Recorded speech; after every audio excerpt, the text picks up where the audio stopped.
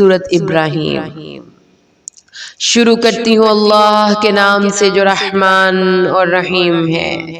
الف لام را، اے نبی یہ کتاب ہم نے نازل کی ہے آپ کی طرف تاکہ آپ نکالیں لوگوں کو اندھیرے سے روشنی کی طرف، ان کے رب کے اذن سے اس ہستی کے راستے کی طرف جو سب پر غالب اور اپنی ذات میں خود محمود ہے۔ وہ اللہ جس کی ملکیت ہے ہر شے جو آسمانوں اور زمین میں ہے، اور بربادی ہے کافروں کے لیے ایک سخت عذاب سے۔ وہ لوگ جو پسند کرتے ہیں دنیا کی زندگی کو آخرت کے مقابلے میں، اور وہ روکتے ہیں اللہ کے رستے سے اور اس کے اندر کجی ٹیڑھ پن تلاش کرتے ہیں۔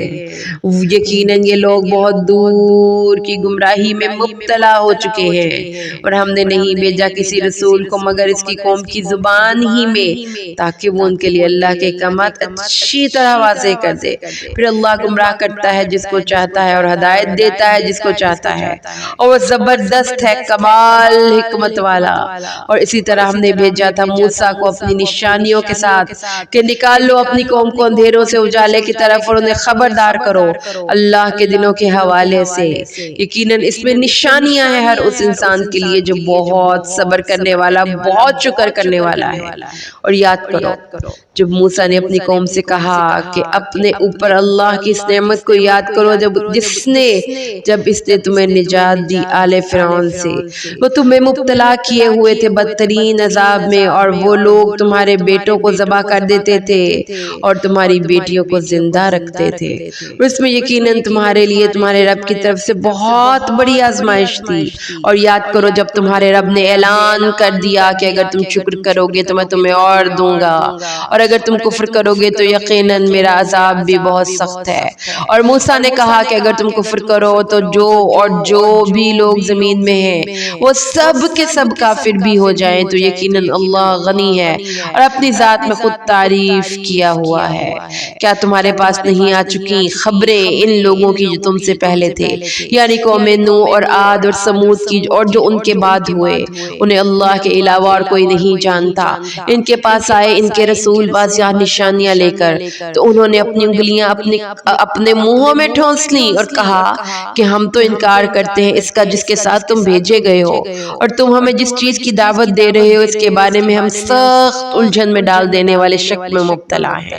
ان کے رسولوں نے کہا کہ کیا تم لوگوں کو اللہ کی ذات کے بارے میں شک ہے جو آسمانوں اور زمین کا پیدا کرنے والا ہے؟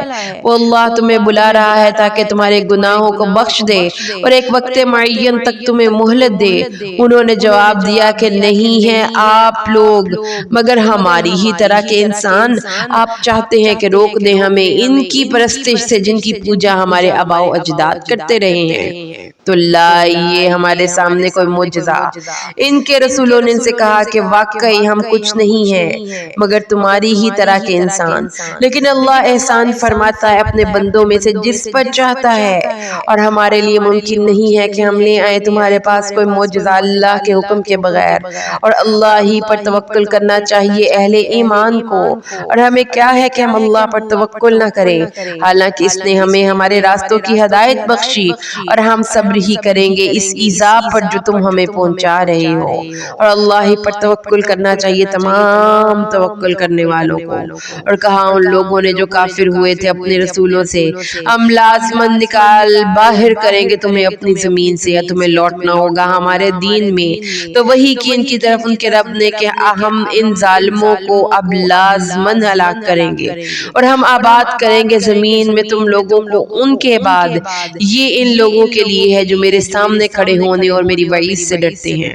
اور انہوں نے فیصلہ طلب کیا اور نامراد ہو کر رہا ہر سرکش اور ضدی، اس کے پیچھے جہنم ہے اور ان سب کو پلایا جائے گا پیپ والا پانی۔ اللہم لا تجعلنا برحمتک من، وہ اس کو گھونٹ گھونٹ پینے کی کوشش کرے گا لیکن اسے حلق سے اتار نہ پائے گا اور اسے ہر طرف سے موت آتی نظر آئے گی اور وہ مر نہیں سکے گا. اس کے بعد اس کے لیے ایک اور سخت عذاب ہوگا.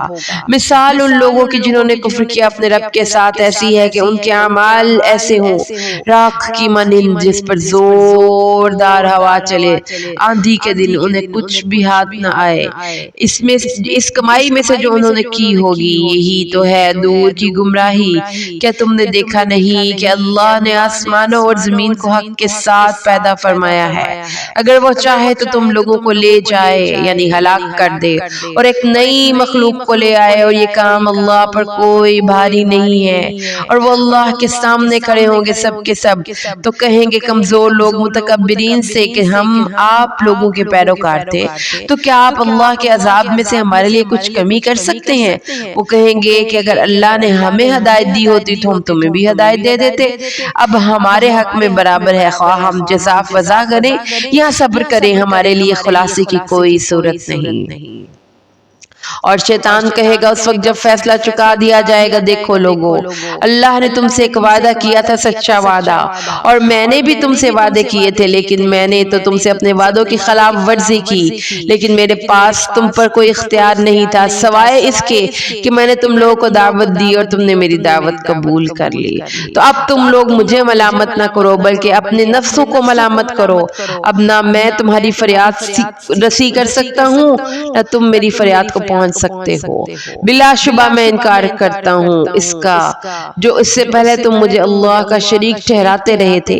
یقیناً ظالموں کے لیے دردناک عذاب ہے. اور وہ داخل کر دیے جائیں گے وہ لوگ جو ایمان لائے ہوں گے اور جنہوں نے نیک عمل کیے ہوں گے ایسے باغات میں جن کے نیچے ندیاں بہتی ہوں گی, اور وہ اس میں رہیں گے ہمیشہ ہمیش اپنے رب کے حکم سے. وہاں ان کی ملاقات کی دعا ایک دوسرے کے ملنے پر سلام ہوگی. کہ تم نے غور نہیں کیا کہ اللہ نے کیسی مثال بیان کی ہے؟ کلمہ طیبہ کی اس کی مثال جیسے ایک پاکیزہ درخت, اس کی جڑ مضبوط اور شاخیں آسمان میں ہیں, اور یہ درخت ہر فصل میں اپنا پھل لاتا ہے اللہ کے حکم سے. اور اللہ مثالیں بیان کرتا ہے لوگوں کے لیے تاکہ وہ نصیحت اخذ کریں. کلمہ خبیثہ کی مثال ایسی ہے جیسے گھٹیا درخت جھاڑ جھنکاڑ جسے زمین کے اوپر ہی سے اکھاڑ لیا جائے, اس کے لیے کوئی قرار نہیں ہے. اللہ ثبات عطا کرتا ہے اہل ایمان کو قول ثابت کے ذریعے دنیا کی زندگی میں بھی اور آخرت میں بھی, اور گمراہ کر دیتا ہے اللہ ظالموں کو, اور اللہ کرتا ہے جو چاہتا ہے.